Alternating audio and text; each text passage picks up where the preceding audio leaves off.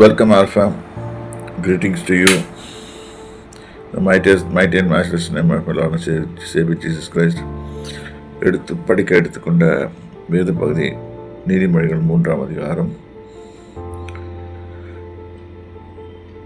7வது வசனத்திலிருந்து வாசிப்போம்.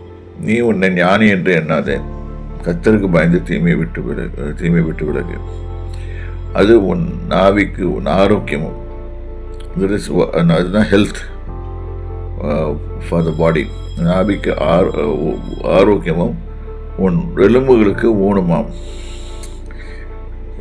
ஹெல்த்தில் ஃபுல்லாக இருக்கிறதுக்கு காரணம் ஃபஸ்ட்டு தீமையை விட்டு நம்ம விலகணும். கர்த்தருடைய பார்வை, கர்த்தருக்கு பயந்து தீமையை விட்டு விலகினாலே ஹெல்த் வரும் அப்படின்னு சொல்லி போட்டிருக்கு.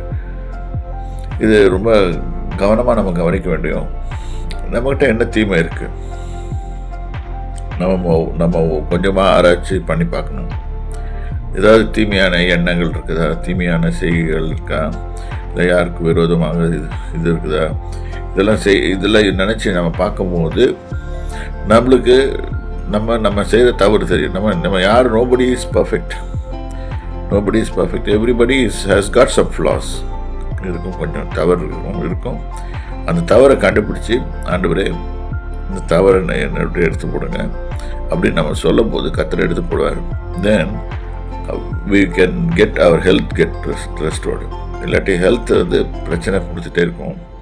ஏனென்றால் இது ஸ்டிக்கிங் டு தீமையை விட்டு விலகிற வரைக்கும் நம்மளுக்கு அந்த ஹெல்த்து ஹசார்ட்ஸ் வந்துட்டு இருக்கு. எலும்புகள், போன் டிசீஸ், நான் நிறைய ஹீலிங்கில் இதில் பார்க்குறேன்.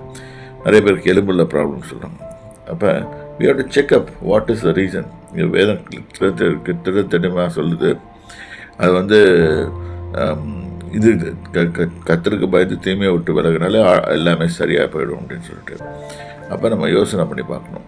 இது வியாதியஸ்தர்கள், நோய் உள்ளவர்கள், உடம்பு உள்ள பிரச்சனை உள்ளவர்கள், போனில் பிரச்சனை உள்ளவர்கள் எல்லாரும் இதை கேட்டு அதுக்கு அப்போ ஏதோ சம்திங் இஸ் தேர் நமக்கு.